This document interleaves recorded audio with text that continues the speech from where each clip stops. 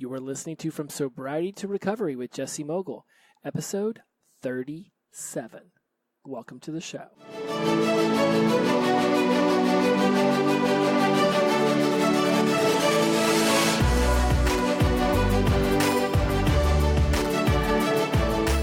Hello, my friends. It is an honor to have you back for another episode of From Sobriety to Recovery. I am your host, Jesse Mogul, and I am in addiction recovery. Man, so much is happening at the end of the year. I love the energy that I get as I close up another year. It really fires me up to start thinking about how I'm finishing this year and what it is I want to really be focused on moving into next year.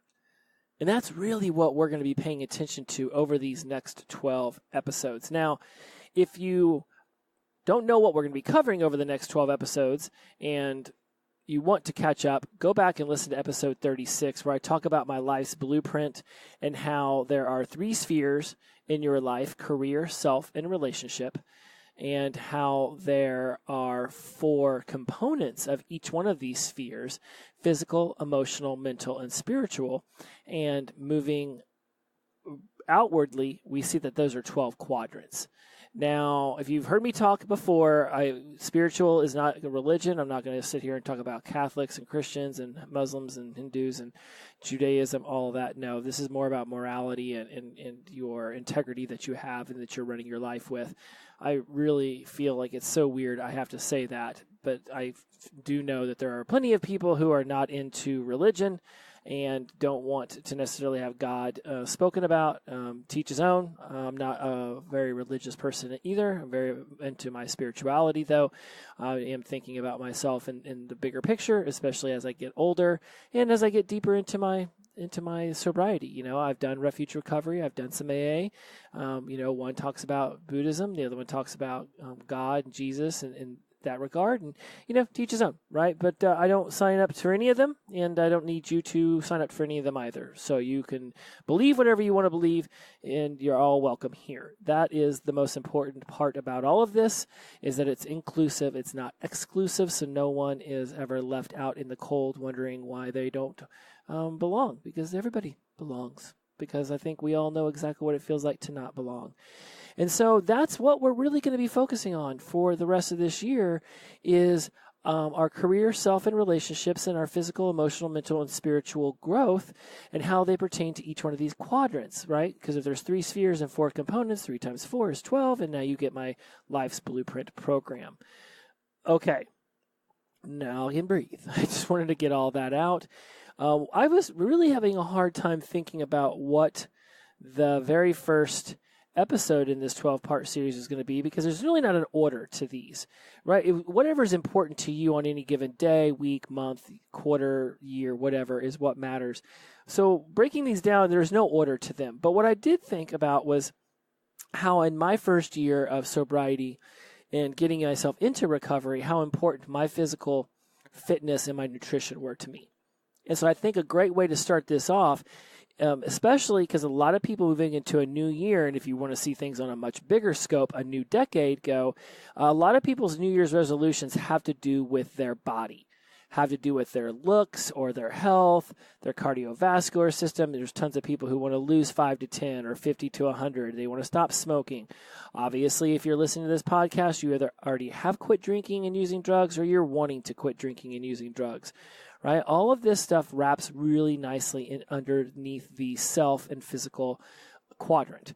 So why not start here? Because going back to what I said last week, I don't think you should be putting off, losing 5 to 10, stop smoking, stop drinking, stop using, whatever it is. I don't think you should put that off till the New Year's resolution. Right? Because what ends up happening is you end up with 6 resolutions and then none of them get accomplished.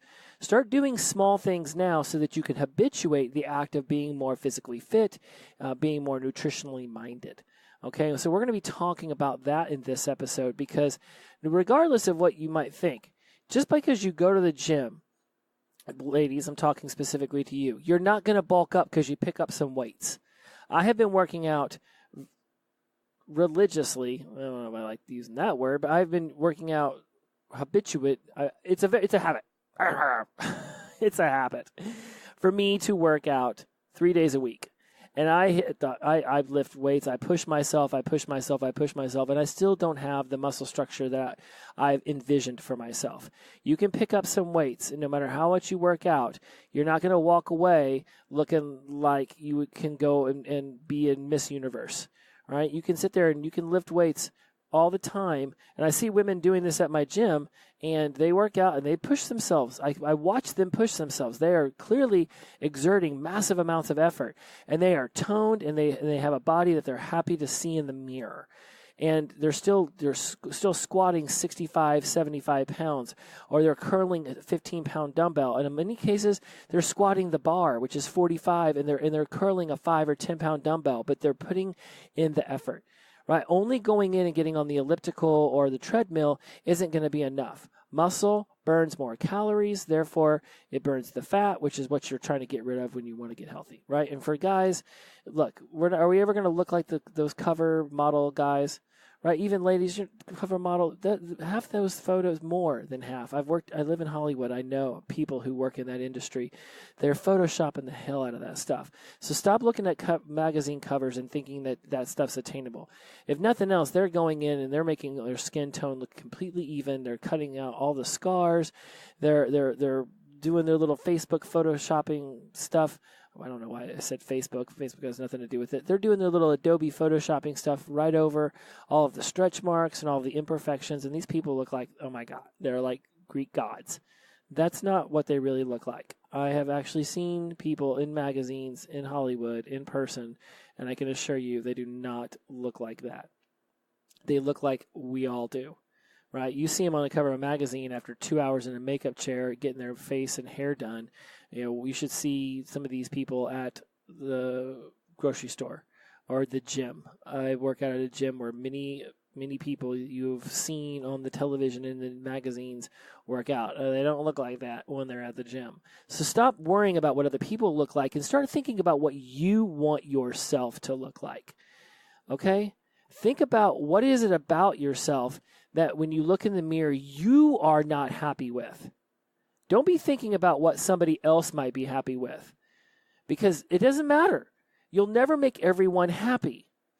Back in the day when I used to have good knees, I did CrossFit, and there was one guy in my class who wore a shirt that says, I don't remember, I think it said relax at the top of it in a big word, and then the rest of it said, somewhere right now somebody is warming up with your max. And what I remembered the most about that shirt, how it made me feel, was that no matter how hard I was pushing myself, oh my goodness, I can do a 135-pound back squat. Some guys might think that's not a lot. Some guys might think that's a whole bunch. I've got bad knees. I'm not a big fan of putting weight on my back anymore. I'm 43. I don't need to do that. I'm not a professional athlete. Anyways, I can do that. I feel pretty good about it. There's somebody out there who puts 135 pounds on just to warm up. And there's somebody else who wishes they could do 135 pounds. So no matter what you're doing in the gym, there's somebody who wishes they could do what you were doing. And there's somebody who looks at what you're doing and says, that's what I warm up with. Who cares? Okay? You've stepped into sobriety. You've stepped into recovery. You have already made one of the most difficult decisions and life changes you could ask a human being to make.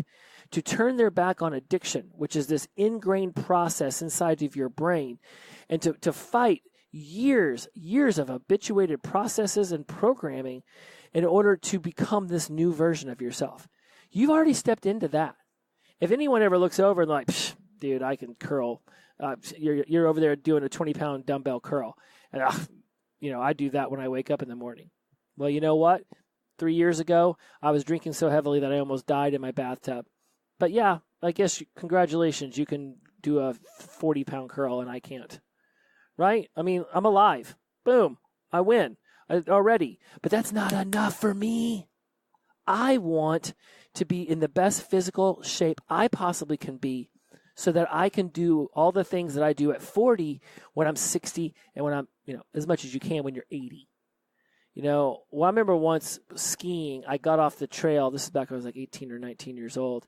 And I fell out of my skis and I ended up in about 4.5 foot of snow, basically up to my chest because I'm 6'3".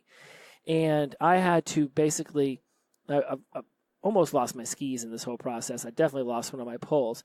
And I had to push snow out of my way to get to a tree and then sort of shimmy myself up the tree, grab onto a branch, and then like pull myself out so I was flat on top of the snow. And it took me about 2 hours to do this. And I was only about 8 feet away from the tree. I would need to go to the restroom, so I thought in my geniusness that I would just get off the trail a little bit.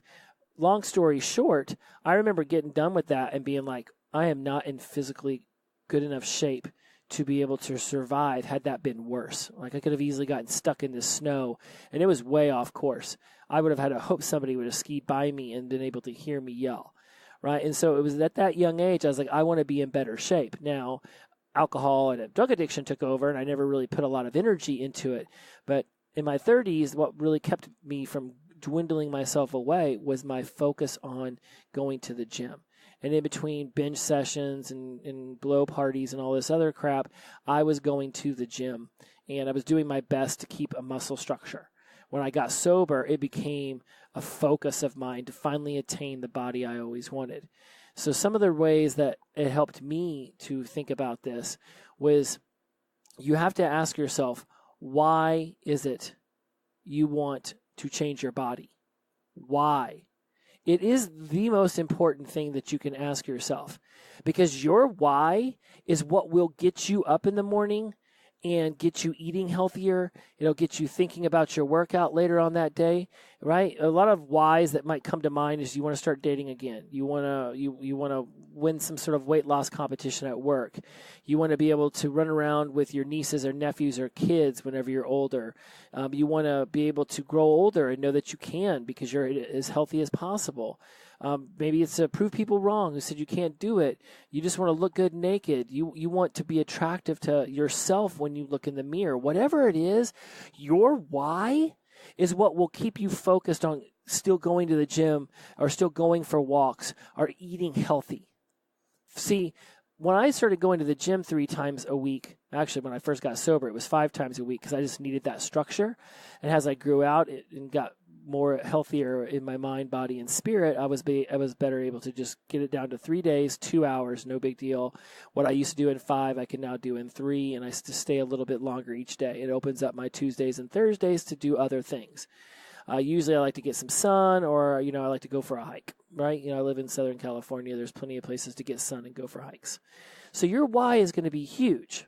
Now, one of the things I really want to stress, too, is make the decision. First of all, mine Monday, Wednesday, Friday from 1 to 3, right? Barring, like, Monday, I couldn't make it to the gym. So today, which is Tuesday, I went from 1 to 3.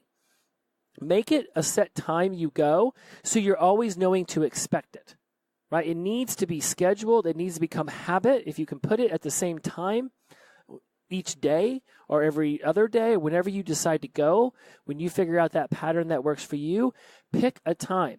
Even if on Mondays it's 7:30 p.m. and Tuesdays it's 7:30 a.m., it's okay that it changes the time of day, but keep it consistent. Don't just say, well, Monday I'm going to go work out and I'll figure out what time. You need to have a time. If you're going to go to the doctor or the dentist or you're going to go to work, you have a time when you're expected to be there.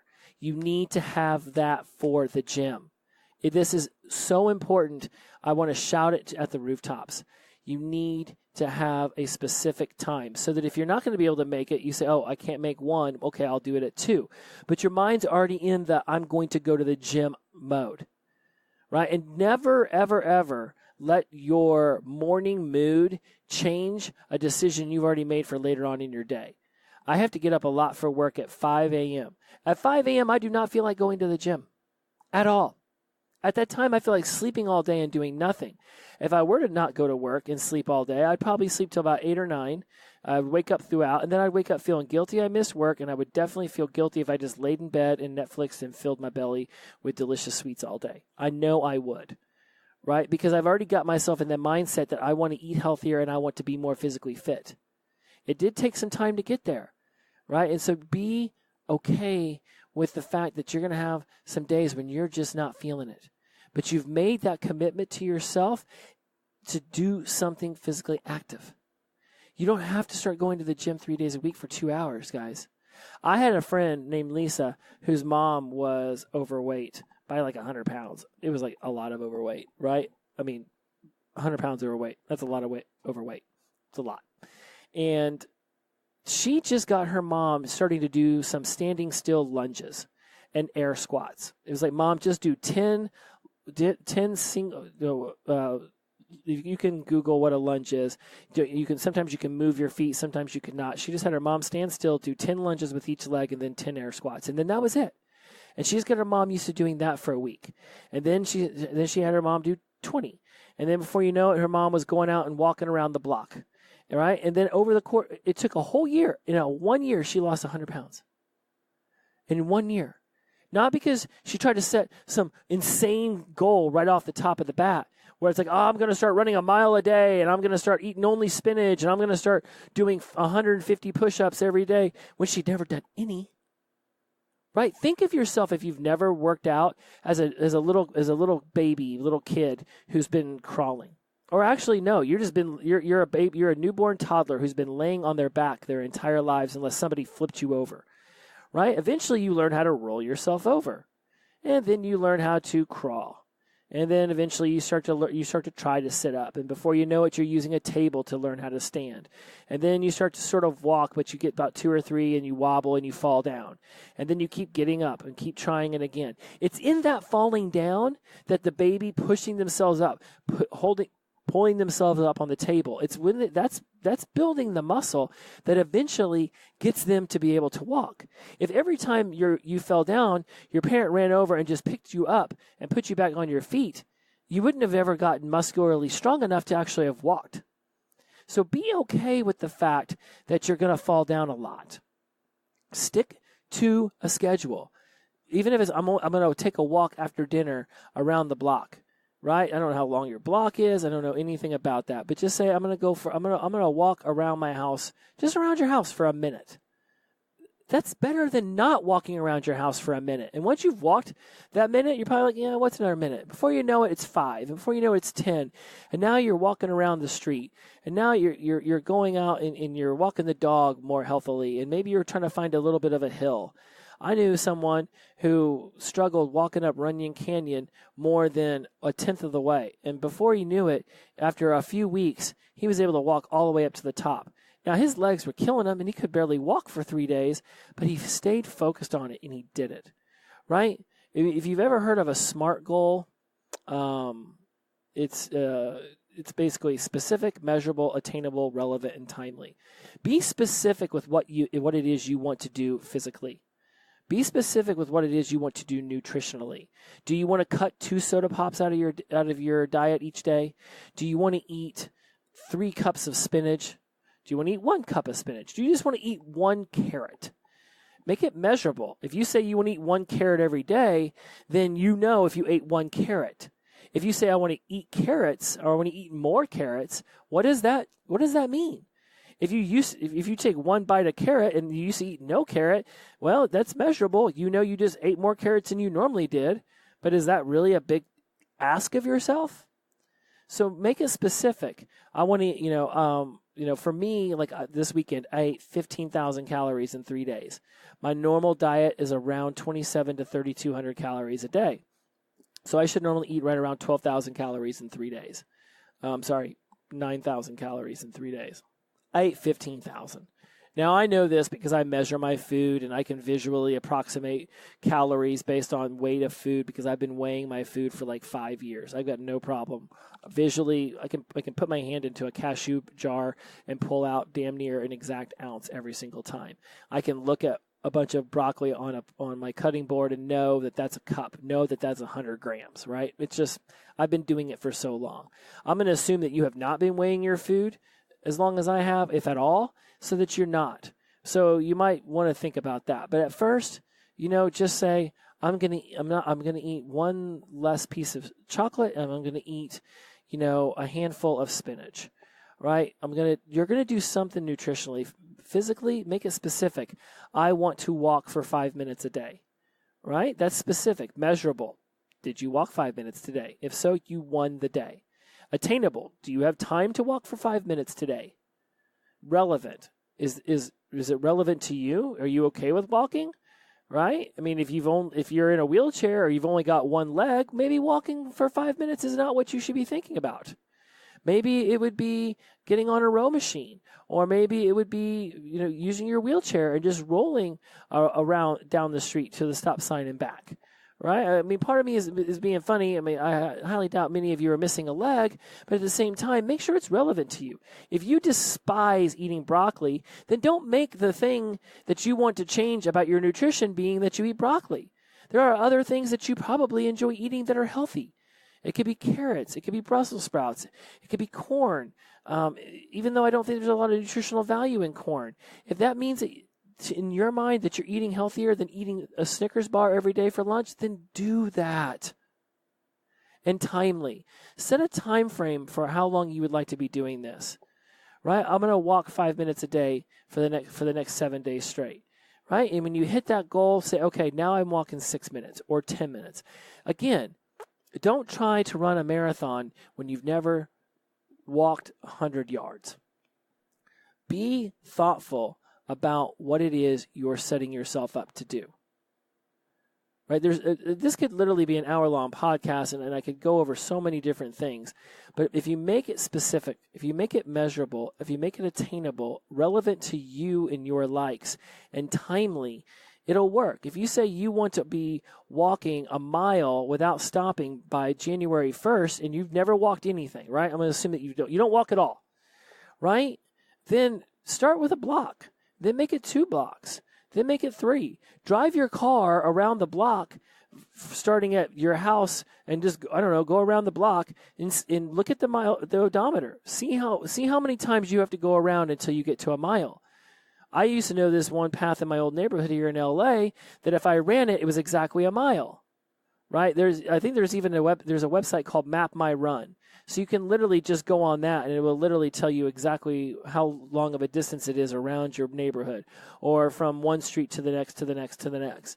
Map out a half a mile and then walk that twice, right? And then if you know that you need to walk that twice by January 1st, then you can start being able to measure how far are you getting before you need to stop, turn around, and go back home, right? And that gives you a timeliness to it all.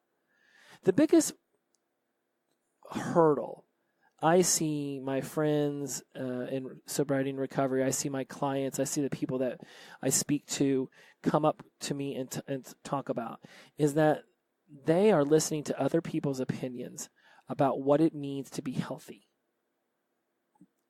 I should have led with this. It's so important.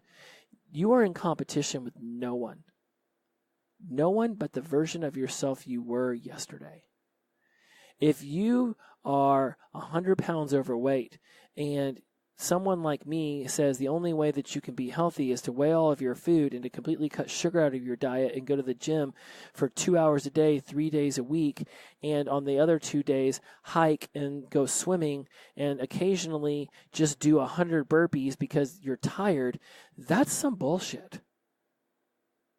10 years ago when I was a personal trainer, that's the kind of crap I used to say to my clients. Because I thought, well, I'm in great shape. If you want to look like me, you got to do what I did. My therapist always tells me, and she always reminds me, meet people where they're at. When I go speak at these addiction centers, I meet people where they're at. Sometimes these people have been sober for a year, and they've all been going to the gym and eating healthy. So they're ready to listen to some more of my advanced techniques. Other times I go in, and people are 3 days off of meth. People are a week off of cocaine. People are 17 hours off of their last drink. You think going and telling those people to start weighing their food and get a gym membership and start hitting the gym 5 days a week for an hour, you think that's going to resonate with them? No. If there's anywhere in your life you're giving advice and tips like that, then heed what I just said and stop doing that. Just because it works for you doesn't mean it'll work for them. Meet them where they're at. I'm meeting you where you're at. I don't know because I'm talking into a microphone here in my house in Hollywood. I have no idea where you're at. All I know is that you're looking at yourself in the mirror and you want to change something. No matter how beautiful you are, I can assure you, you want to change something. I remember one time I was at a nail salon, and there was some model thing on the television channel. They had their TV on, and it was all these supermodels talking about, they were all in their 40s now, and they were talking about themselves in their 20s, about how they would look at themselves in the mirror and they thought their butt was flabby, or it wasn't firm enough, or that they had hanging fat where their triceps should have been. And they're like, now I look back and they're like, I wish I still had that body. I mean, we're talking about to the 10 supermodels who can look in the mirror and see something about themselves they don't like. Everybody can. We are not unique little butterflies in that regard. Everybody has something they want to change. The key and the major difference is not everybody is willing to even take that first step, let alone be disciplined and stick with it. That's why I'm saying pick something specific, something small, something that is just, you were probably told something very similar to what I'm getting ready to say when you first got into sobriety. It's one day at a time. It's not, I'm never going to drink again. It's one day at a time. It's not, I'm never going to snort cocaine again. It's one day at a time. It's not, I'm never going to do meth again. Because the idea of I'm never is so gargantuan that it's damn near impossible to even wrap your head around when you're first getting into sobriety and recovery. Never. You want me? I'm hoping I don't go and stop at the liquor store and buy a bottle of Jack on my way back from Kaiser, and you're sitting here trying to tell me I need to be thinking about never drinking again? I need to be thinking about being sober on my 70th birthday? You high. You high for thinking I'm going to be able to think that way. So, here's the key. Use that in the discipline of getting physically fit and eating more nutritiously. It's not, I'm never going to eat cheeseburgers again. It's just, I'm not going to eat a cheeseburger today. I'm not going to eat a cheeseburger for lunch. I eat cheeseburgers all the time. But again, I weigh my food. I know whenever I know certain days, I'm like, oh, okay, today I'm going to eat a cheeseburger with French fries. So I'm going to skip breakfast, which I always do. I'm going to push lunch up a little bit later. Maybe it's only going to be a protein shake and a handful of almonds. Oh, cool. Now I've got 2,500 calories left over for dinner. I'm going to eat the hell out of some cheeseburgers and French fries. Oh, what? Ice cream afterwards? Yes, please. Okay? They're one of the main reasons that I can eat these delicious foods I do is because I keep track of what I eat. And I do that through an app called MyFitnessPal. And I bought a scale off Amazon for $10. So I weigh all my food. I put it into MyFitnessPal. So I know whenever I've consumed 2,700 or 33. On my workout days, I get to consume 3,300 calories. On my non-workout days, it's 2,700. Right? I ate 15,000 calories, so today I'm cutting my calories in half. I'm probably only going to consume about 1,500. I'm going to do that for the next 2 or 3 days. I'm going to stay away from sugar. I'm going to right that whole ship. My body's going to be able to dump off that little bit of weight that it gained over the last few days, get right back to where I want to be. Boom. Right there. Now I'm good to go. But I've been doing this, in sobriety for almost 3 years. But even back when I was a drunk, I started doing this, weighing my food stuff years ago. For at least 5 years. So don't expect yourself to be me. Just be mindful. Think to yourself, what is a fear you have? Right? I call this fears, frustrations, wants, aspirations. I'm going to leave you guys on this. What is a fear you have if you don't start taking care of your body better? What are some frustrations that you've had when you've tried to take care of your body better? What are some frustrations that you currently are going through as you try to take care of your body better? What do you want from yourself as you start to take care of your body better? And what are your aspirations when you have this new body? When Lisa got her mom to do standing lunges and air squats, 10 each, for the first week, you think that woman in a million years thought that she would lose 100 pounds in a year? No. Hell no. Most people don't know what they have inside of them until they take that first step. Don't wait till January 1st. Get yourself physically ready for everything that you want to do. Okay? We've discussed it. Know your why. Your why is one of the most important things going. If you want to know how to eat nutritiously, something that, there's so many different ways. It can be 2 to 3 servings of vegetables, 1 to 2 servings of protein, 1 serving healthy fat, 1 serving healthy carb. What is that to you? Who knows? Take an hour out of your day and type in to YouTube how to eat nutritiously. Right? There'll be tons of videos. Find one that resonates with you. Don't jump into paleo or ketogenic or what was that one where the guy said eat all the cheeseburgers you want, just don't eat the bun. The Atkins diet. I mean, right off the bat, man, just cut out some soda pop. Just don't eat a Snickers bar at 3 o'clock. Like, you can just start cutting out sugar and you will immediately see a change in your body. You'll definitely see a change in your brain. Did you know that it takes about 72 hours for the gut bacteria that love sugar to die off? So if you start to wean your body off of sugar, you'll crave it for that first. I mean, a lot of them die off in 72 hours. It really takes about a week to fully cleanse. But within that 72 to 168 hours, you will have a majority of the gut bacteria that feed off of sugar. They'll go away. As you start eating more carrots or Brussels sprouts or whatever you choose to eat healthily, the gut bacteria that feed off of those things will begin to multiply. And after 72 to 168 hours, next thing you know, you'll have a bunch of gut bacteria that crave carrots. Then you stop eating carrots and you'll start to crave carrots. Your body literally is producing new gut bacteria all the time that feed off certain things and are able to utilize them within your body. I know it's some sciencey shit I read somewhere. I have no idea how I know that crap. I just read a lot. Another thing to think about is what to do for exercise. Just move. Just move, guys. Don't overcomplicate it. If somebody else is like, you're not going to lose weight walking around the block, profanity them, right? I mean, I'm not trying to say get mad at people. People, they're trying to help. But look, you do what you do, right? Stay in your own lane. Let them stay in theirs. If you don't ever walk, park your car as far away from the grocery store as possible, and then walk. I do that all the time, mainly because I don't want my car to get scratched, but 2, because it's those little things that add in an extra 200 steps. And before you know it, 10,000 steps. But if you don't even hit 1,500 in a day, don't set the goal for 10,000. Set the goal for 500. Get an app on your iPhone, open the app up, put the phone in your back pocket, and walk around the office. Every time you get up, walk around the office and have your phone on you so that it can register the walking.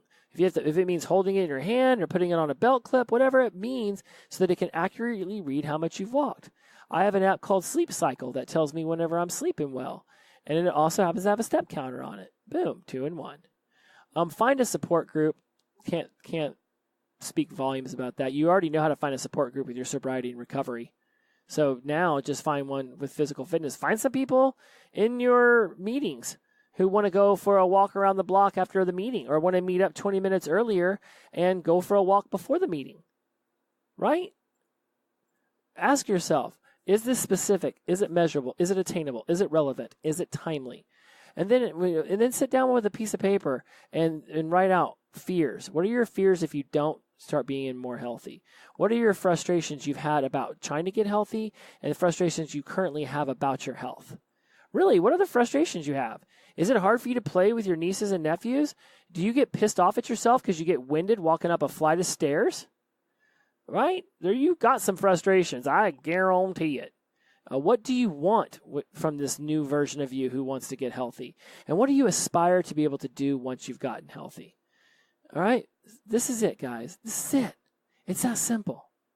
It's that simple. Oh, I love talking about this stuff. Hit me up on social media at From Sobriety to Recovery. Anytime you have any questions about this. I finally got through that black and white color grid thing I was trying to do. I'll tell you, worst advice I ever listened to when it came to my Instagram page was somebody told me that people like it when a page has, on the grid layout, when it has some sort of artistic like continuity. So then I got into this thing where it was like, okay, I'll do black, orange, black, green, black, blue, black, yellow, black, red pictures, and then I'll do white. Then I'll do white, of those colors, right? So it ended up being a bunch, what I ended up doing was that I'd find something really cool I wanted to post, or I'd just get an idea in my head and want to post about it, but it wouldn't be that specific color, so I couldn't do it. And next thing you know, I just get frustrated, so I just stopped doing it. Don't do that. Don't let yourself become handcuffed to, that's funny. I bet you a lot of us know what that feels like. Don't get handcuffed to an idea that it becomes so dogmatic. You're so driven to stick to it that you don't keep things fun. Instagram used to be fun for me. And then I went off and tried to make it look like somebody said I should, and it stopped being fun. So do the same with your physical fitness. Do what you find fun, and you will stick with it. And the longer you do it, before you know it, you're going to want to walk more. And because you're getting healthy and you're walking more, now you want to drink less soda and eat less sugar. And a year from now, you lost 100 pounds. Love you guys. Talk to you soon. Remember, it's all about inclusivity, not exclusivity, the power of positive energy, release and flow. Until we meet again, take care of one another. Bye-bye.